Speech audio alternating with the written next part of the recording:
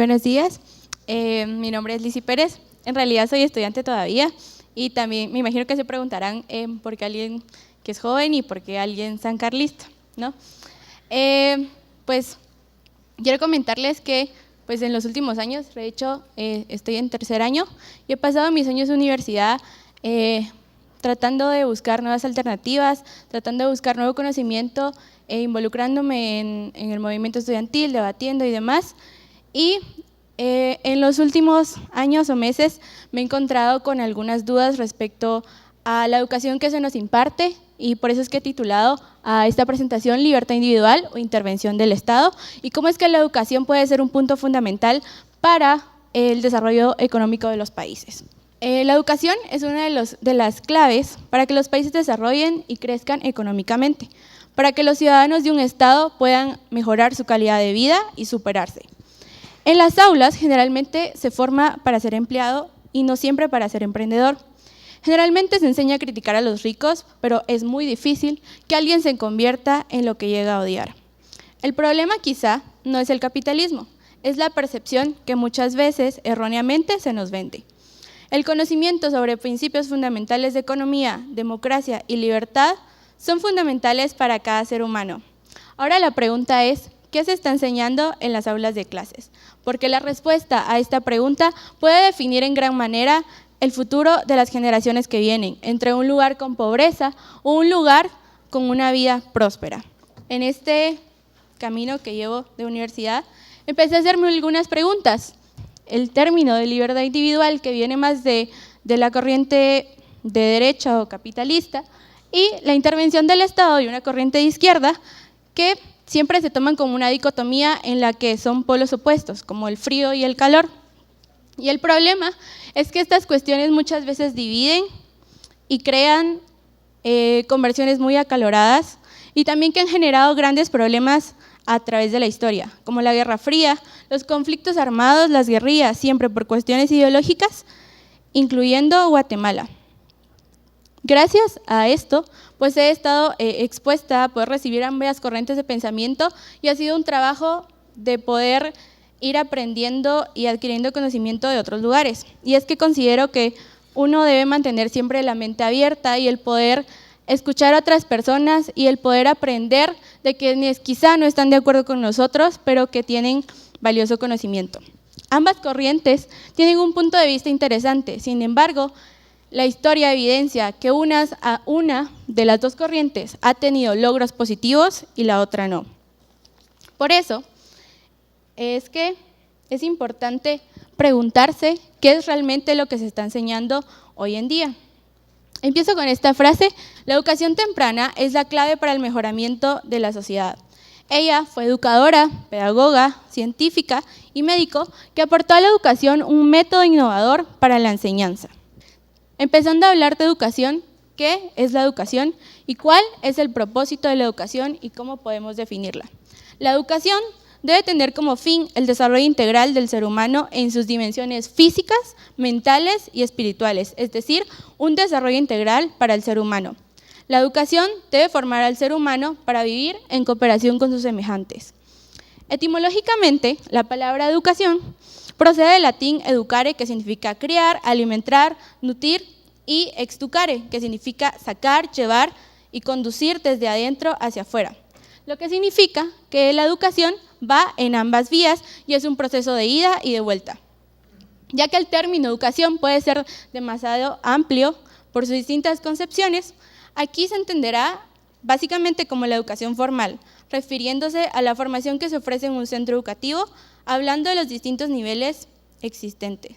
Sin embargo, no quiero entrar en un debate filosófico, político o económico entre si la educación debería ser privada o debería ser pública, sino más bien en la educación como la manera en la que se enseña y los contenidos que se enseñan, independientemente de dónde se imparta esta educación.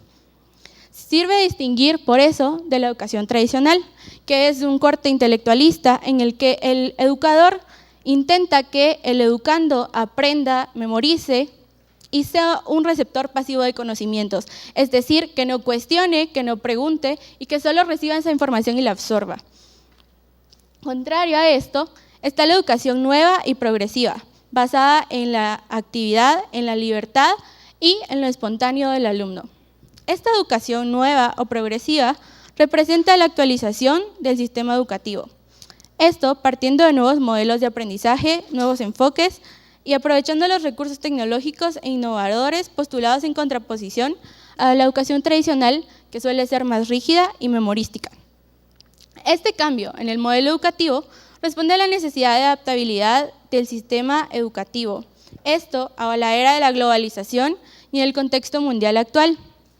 Así como las formas de dominación cambian, así también las sociedades evolucionan y es por eso necesario que las teorías para hacer análisis y para enseñar también evolucionen con el tiempo. Conociendo ya la definición de educación, es necesario entrar a reflexionar sobre cuáles deberían ser o cuáles son los propósitos y los objetivos que debe tener una persona para educar. Y es que nadie llega a su destino si no sabe a dónde quiere llegar. Por eso es necesario establecer y tener bien presente qué se espera lograr en un educando y qué se espera tener en las personas que reciben esa educación. Una educación integral es el fruto del liderazgo formativo de la familia, la instrucción eficaz de la escuela. Y es por eso que debe ser una inversión que se debe concentrar en los niños y en los jóvenes, ya que esa inversión que se ponga en niños y jóvenes que están en crecimiento, que llegarán a ser el futuro de una nación, depende en que esa nación sea más próspera y justa. Cabe resaltar que si bien es importante la formación educativa en un centro educativo, el proceso de formación de un ser humano empieza desde su nacimiento y sigue al momento de asistir a una escuela. Es la familia y las personas que rodean a ese individuo quienes se encargan de moldear a esa persona, de llenarla de conocimientos y seleccionar la información que ese niño va a recibir. Luego, el niño crece y asiste a un centro educativo para recibir una educación formal en una institución educativa reconocida. Es interesante hacer la comparación y ver información estadística de países que son exitosos económicamente y el dinero que gastan en educación o que se invierte, ya que puede haber una correlación entre lo que se invierte y lo que se recupera, ya que la educación vista desde ese modo puede ser una inversión a mediano y largo plazo para un país. La educación y la preparación académica son fundamentales para la construcción de naciones democráticas. Al respecto, la UNESCO declaró en 1988, la educación es uno de los pilares fundamentales de los derechos humanos, la democracia y el desarrollo sostenible y paz. Por lo tanto, la educación también es uno de los elementos importantes para fomentar la democracia. Ahora bien, ¿cuáles son los objetivos de la educación? La educación puede ser vista desde tres aspectos importantes: el social, un factor social, como factor político y como factor económico. Como factor social puede ser vista como una forma de movilidad social. La educación es parte del desarrollo integral del ser humano. Es un medio por el cual los países pueden llegar a progresar. También por eso se puede considerar un medio para lograr movilidad social, para crecer y transformarse. La educación es un derecho fundamental para cada ser humano y esto le ayudará a poder crecer como persona. La educación formal, digamos en Guatemala, les quiero comentar algunas estadísticas que también pueden servir como reflexión. Por ejemplo, en el año 2017, la población joven entre 15 y 29 años representa el 29% de la población. Esto equivale a alrededor de 4.709.000 jóvenes entre 15 y 29 años. Sin embargo, para ese mismo año, en el 2017, solo se encontraban inscritas en universidades públicas y privadas del país el 8% de la población. Esto representa una muy mínima parte de las personas jóvenes que asisten a una educación aún superior. Y es por eso que es importante prestarle atención a esto, ya que la educación vista como una forma de movilidad social debe ser tomada en cuenta también en garantizar que jóvenes puedan acceder a ella. Ahora, como factor económico, la educación puede ser también vista entre uno de los factores que hacen que un país sea rico y próspero.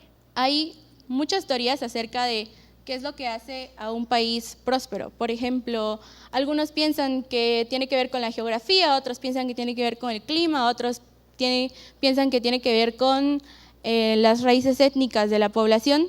Sin embargo, es indiscutible que la educación sí influirá en el sistema económico que adopte una nación y la formación que le darán a sus ciudadanos. Quiero que presten atención a esta frase que dice: la educación representa el valor agregado principal en todo el desarrollo de producción de bienes y servicios de una nación, lo que ocasiona que la posesión de la educación sea el elemento fundamental de su avance autosostenible. Es por eso que la educación, vista como un factor económico, puede ser bastante determinante. Un país en donde se fomenta la formación integral de sus habitantes estará más capacitado para poder competir en un mundo globalizado. Además, las naciones que tendrán ventaja son quienes sepan aprovechar el conocimiento a su favor, el conocimiento que tienen sus habitantes, la educación que han adquirido, para poder llegar a ser productivos en un mundo cambiante. Cuanto más conocimiento se tenga, se tendrá más tecnología y esto conlleva más dinero. Y esta es una ecuación que debe tomarse en cuenta. El conocimiento, que equivale a la educación, más la tecnología, que equivale a la industria, será igual a mayor dinero, es decir, una mejor economía. Ahora la pregunta es: ¿cómo se relaciona la educación con el desarrollo de un país? Conociendo ya qué es educación, es necesario establecer que la educación no es neutra, porque siempre va a tener un contexto político, social, ideológico y demás detrás. El maestro que llega a una clase puede que llegue a compartir parte del conocimiento que lee en un libro, pero sin embargo, como ser humano, va a tratar de inculcar también los principios y valores que tenga personalmente a los estudiantes.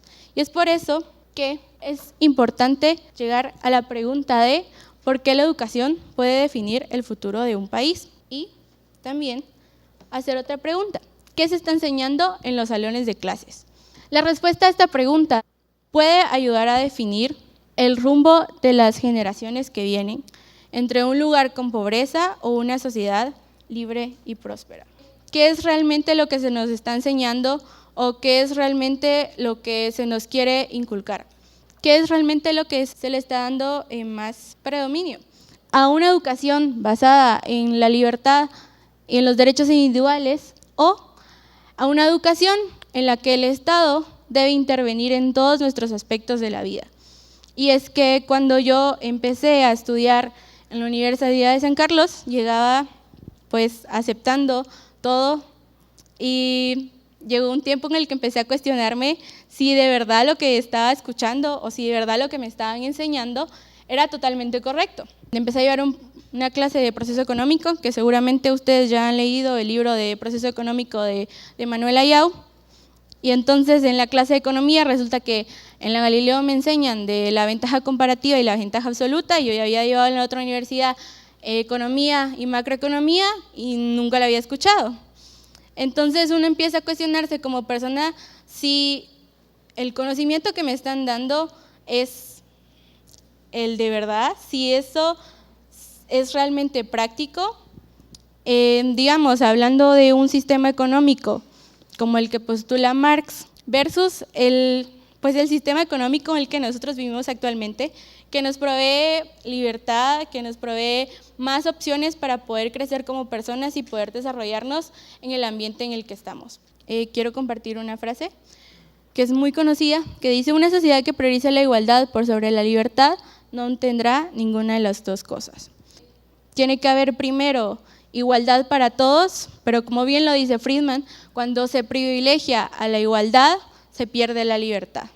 Y es que nuestra generación ha olvidado que es un sistema en el que la propiedad privada y la libertad son garantías importantes, es la forma en que todos los individuos de una sociedad pueden tener la capacidad de decidir por sí mismos y de crecer en sociedad. Luego, hace como 2 meses, pues tuve la oportunidad de estar en un taller con 3 emprendedores que fueron a Shark Tank México y fue bastante enriquecedor. Por ejemplo, lo voy a unir con esto, cómo es que nos formamos como personas para poder enfrentarnos al mundo real o de hoy en día. En esta presentación, en este taller, uno de los seminaristas vino y nos dice, a usted nos preguntó si nos gustaba el dinero, ¿no? Y todos levantamos la mano porque a todos nos gustaba el dinero. Y si yo les preguntara ahorita a ustedes si les gusta el dinero, seguramente todos nos levantarían la mano porque a todos nos gusta tener la capacidad de poder comprar algo que queremos, de poder ir a una heladería y comprar un helado si nos gusta, de ir por un café y demás. Y entonces nos decía, ok, pero si les gusta el dinero, ¿qué están haciendo para tener más dinero? Y es una pregunta que a veces a uno lo puede dejar en pausa y pensar, porque cuando a uno le gusta algo, no quiere dejarlo ir, ¿o no? Si yo les preguntara si tienen un vestido favorito, si tienen una camisa favorita y tienen que dársela a alguien más, no les gustaría. Entonces, ¿por qué? Si nos gusta el dinero, nos gusta dejarlo ir. ¿Y por qué si nos gusta el dinero, no buscamos las maneras para poder producirlos y tener algo que nos gusta? O sea, tener más dinero si es que nos gusta. Y él nos presentaba este cuadro bastante interesante en el que nos ponía 4 opciones que está muy encaminado con cómo nosotros podemos decidir. Hay un escritor, se llama Fernando Zavala, que postula 3 decisiones importantes que uno debe tomar en la vida. La primera es en qué creer. La segunda decisión importante que todo individuo toma en su vida es con quién casarse o con quién va a decidir pasar el resto de su vida. Y la tercera es qué voy a hacer de mi vida o qué profesión quiero realizar. Y enfocada en esa tercera pregunta, que es una decisión que todo ser humano tiene que tomar y es muy importante, él nos presentaba este cuadro. Hay 4 opciones: el ser empleado, el ser autoempleado y manejar cada quien su tiempo y sus finanzas, ser empresario y tener la ardua tarea de trabajar para construir una empresa y encargarse de ella, o ser inversionista y aprender bastante de economía para poder saber en qué invertir y cuándo. Así es como debería de plantearse también el modelo educativo para poder hacer que cada persona sepa tanto los beneficios y los contras de cada opción de estas y poder generar el deseo de emprender, de poder tener más dinero, si es que tanto nos gusta, y poder crecer económicamente. Y como bien sabemos, todos necesitamos de todos, y por eso, independientemente de cuál de las 4 se elija, la cooperación entre cada uno de los individuos siempre va a ser necesaria y también es indispensable para que todos logremos más bienestar. Una de las cosas que quizá fue la que más me impactó y la que me hizo el poder seguir abriendo mi mente a poder adquirir más conocimiento respecto a la importancia del capitalismo y del liberalismo, tanto visto económica y políticamente, fue una lectura que seguramente pues ustedes ya han leído, y no igual yo les quiero compartir un extracto, y es la del Yo Lápiz de Leonard Read. Y él pues habla de una cosa muy sencilla que todos usamos en nuestra día a día o que usamos desde que somos pequeños, y es el lápiz. Y nos empieza contando, en base a esto, cómo es que la cooperación es importante para todos los individuos. Y empieza: soy un lápiz portaminas, el lápiz común de madera, conocido por todos los chicos y chicas y adultos que pueden leer y escribir. Escribo tanto mi vocación como mi distracción, eso es lo que hago. Y entonces continúa contando sobre cómo algo tan esencial como un lápiz o algo quizá tan insignificante puede explicar cómo funciona realmente una economía que no es intervenida, una economía libre, y cómo es que todos al final necesitamos de todos. Y es que, por ejemplo, empieza contando de cómo es que se extraen las minas, cómo es que se saca la madera, que alguien tiene que sembrar este árbol, alguien más tiene que ir a cortarlo, alguien más tiene que transportarlo, alguien más va a procesarlo, alguien más va a estar revendiéndolo y demás. y es solo el proceso de una parte del lápiz. Entonces pensar, por ejemplo, en la parte de metal, en los mineros que tienen que recolectar esos minerales, en la gente que va a comercializar, el borrador, por ejemplo, que es otra parte y demás. Y es muy fácil de entender, por ejemplo, cómo es que todos necesitamos de todos y cómo es que el sistema económico, cuando es libre, funciona de mejor manera.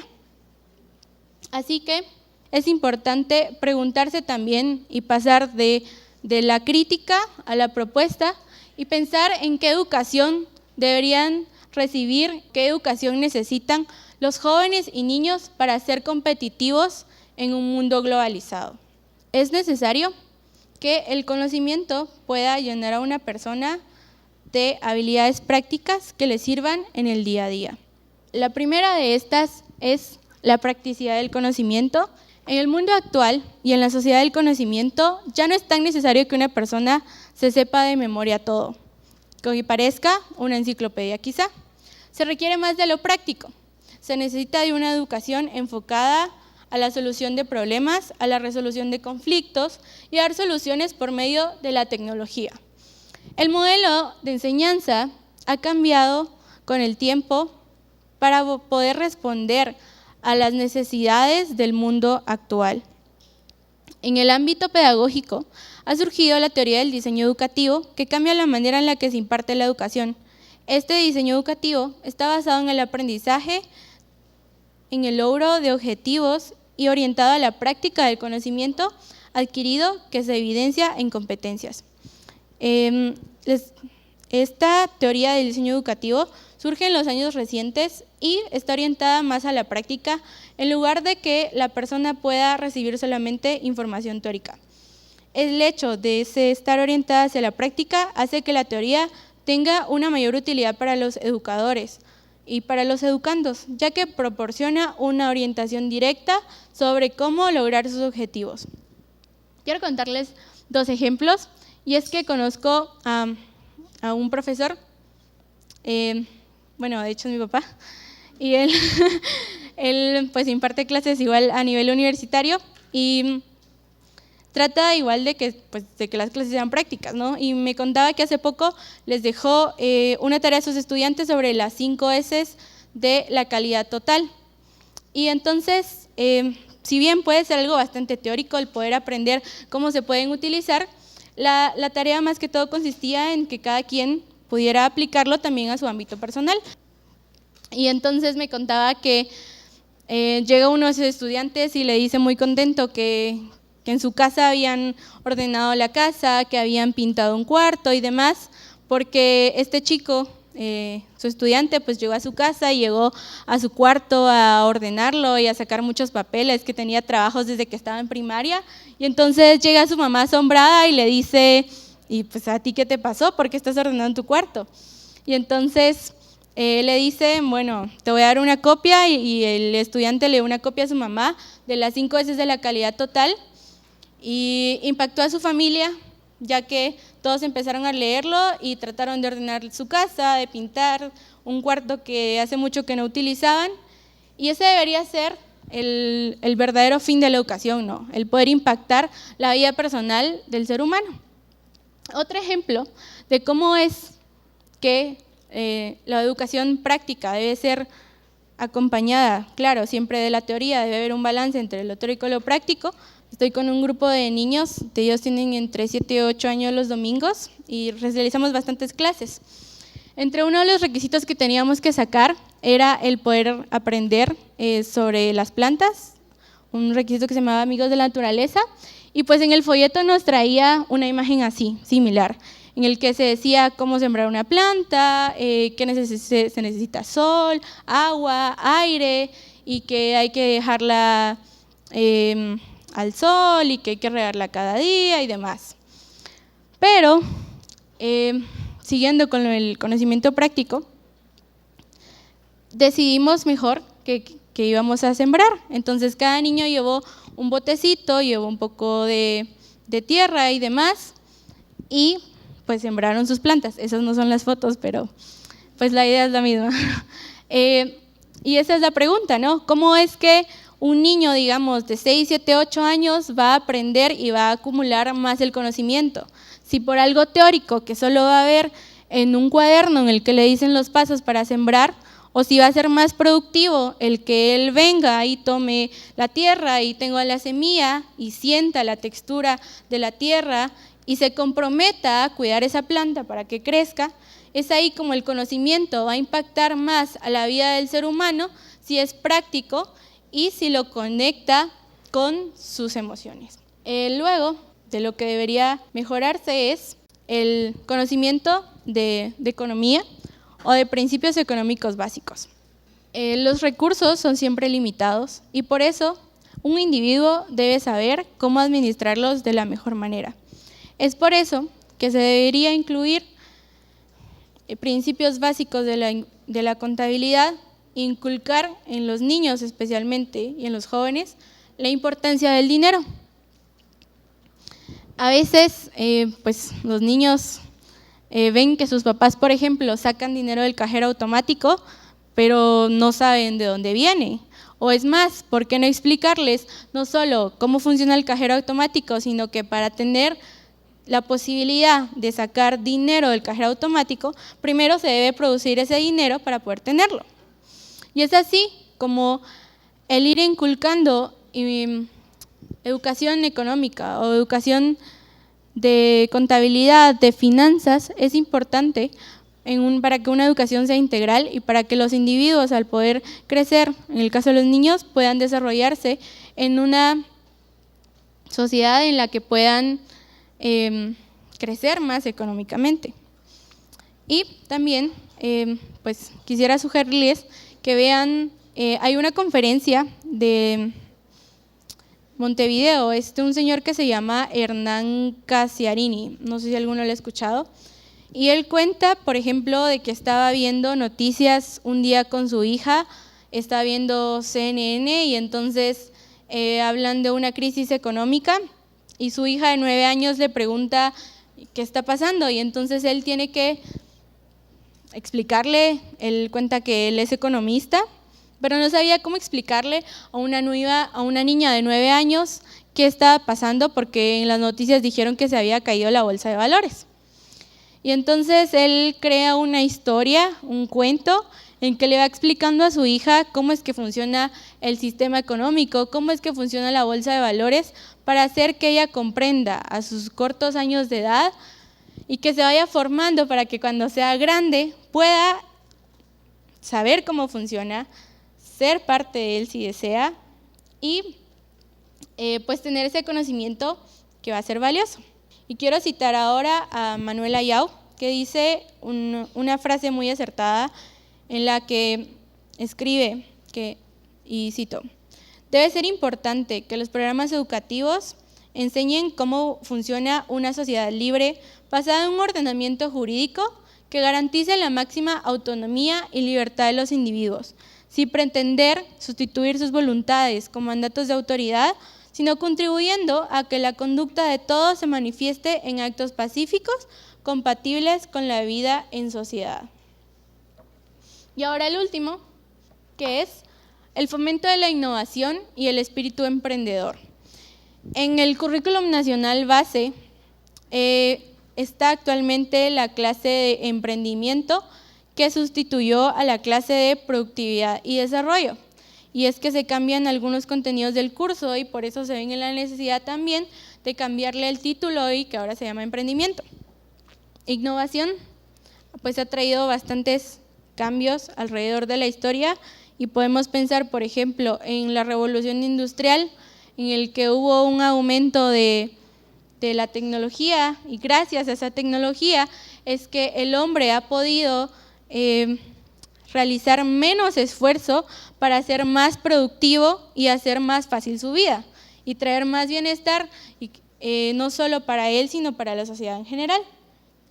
Y es por eso que la productividad se caracteriza al modo de producción capitalista y es resultado precisamente de una mentalidad capitalista y de la actitud capitalista de los individuos hacia la economía. Esto es resultado de la tecnología moderna, solo en la medida en que el espíritu capitalista vaya de la mano con un desarrollo tecnológico. En resumen, es el capitalismo el que ha generado la tecnología y no al revés. Es, como ya mencionaba, la revolución industrial que ha traído múltiples avances tecnológicos que hasta hoy a la fecha se siguen innovando. Esto proporcionándonos herramientas a nosotros para hacer las tareas más fácil. Y es ver como, por ejemplo, antes que se utilizaba una máquina de escribir, no sé si alguno tuvo la oportunidad de utilizarla, pero es demasiado complicado. Imagínense equivocarse y tener que ir a traer un tape especial para borrar una letra o perder tiempo empezando a hacer el trabajo de nuevo versus las posibilidades que nos puede dar una computadora hoy en día o incluso el poder trabajar desde una tablet o desde un teléfono, ahorrándonos tiempo y haciéndonos unas personas más productivas. Es decir, todo esto ha traído consigo menos esfuerzo físico para los individuos, por lo tanto, más productividad y también cuando hay más productividad aumenta la riqueza de toda la sociedad. Por eso es importante tomar en cuenta los avances tecnológicos que son promovidos por una actitud en la que se promueve la innovación y el emprendimiento para que las ideas de quienes tengan el espíritu de poder crear puedan ser tomadas en cuenta y no encuentren trabas o obstáculos para poder llevar a cabo esas ideas y hacerlas una realidad. También aquí, si se dan cuenta, está el mapa de Nogales, una parte de Estados Unidos y la otra parte de Sonora, que lo menciona este libro de ¿Por qué los países fracasan? O What the Nation Fails, en el que presenta un ejemplo bastante interesante en el que la innovación y las facilidades dentro de esa economía son lo que ha determinado el que un país tenga altos niveles de vida y el otro tenga condiciones pésimas para sus habitantes. Y es que está la parte de Nogales, Arizona, que está en Estados Unidos, y está la parte de Nogales en Sonora, que está en México, donde en Estados Unidos las personas cuentan con acceso a un sistema de justicia que es accesible, cuentan con seguridad, mientras que en el otro país no tienen nada de eso. Es decir, viven en mundos distintos y, como ya mencionaba antes, pues en las teorías de desarrollo que se postulan, alguien podría pensar que quizá tienen diferencias geográficas o tienen diferencias el clima, pero si nos situamos a la historia, pues la región era una sola, los ancestros que comparten son los mismos, y entonces la pregunta es ¿qué ha hecho la diferencia entre una y otra? La diferencia ha sido que en la parte de Nogales, Arizona, que está en Estados Unidos, hay instituciones inclusivas, hay la promoción de una economía libre en el que quien quiere crear una empresa puede ir fácilmente, hacerlo en poco tiempo, sin tantos trámites, y es bastante simple, versus un lugar en el que, por ejemplo, aquí en Guatemala, si alguien quiere registrar una patente o si quiere inscribirse incluso como pequeño empresario, tiene que ir a una oficina, hacer cola, esperar 2-3 horas, llevar un gran folder con papelería y demás. Entonces, a la vez eso, tanto el sistema como los procedimientos hacen que el emprender y el innovar pues tenga menos incentivo. Y es por eso que es importante el poder promover estas actitudes y el poder hacer que todos se beneficien de poder crear su propia riqueza. El motor de los avances tecnológicos en la economía se traduce en la innovación. Y esto está encabezado por nuevos emprendedores y hombres de negocios que están dispuestos a aplicar sus ideas.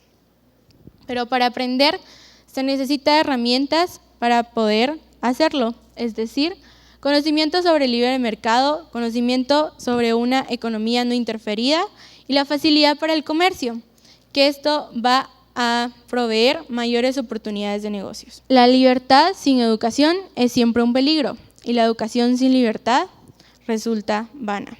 Estas palabras son de John F. Kennedy y que nos dan una gran verdad.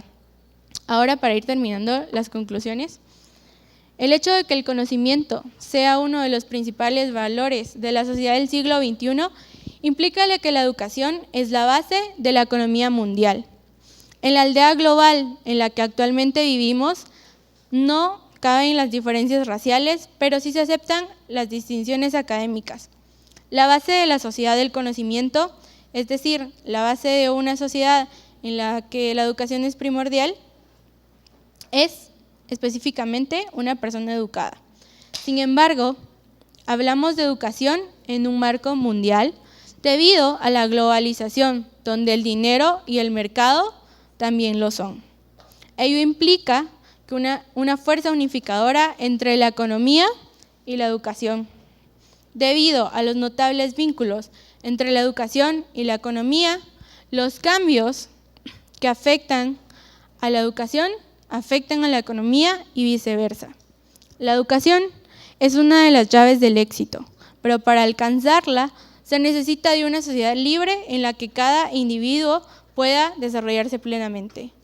Y termino con esta cita de Nelson Mandela, en la que precisamente se refleja eso, en que la educación puede ser una de las llaves para que una persona pueda ser exitosa, en la que pueda lograr una movilidad social y que no solo logre un beneficio propio en el que se desarrolle él, sino que va a lograr un beneficio para todos en la sociedad cuando ese individuo decide libremente qué hacer en su vida, escoge libremente a qué quiere dedicarse, pero que vive en una sociedad libre en la que puede desarrollarse sin problemas. Y él dice: la educación es el gran motor del desarrollo personal. Es a través de la educación que la hija de un campesino puede convertirse en médico, en el que el hijo de un minero puede convertirse en jefe de la mina y en la que un niño puede llegar a ser presidente de una gran nación. Gracias.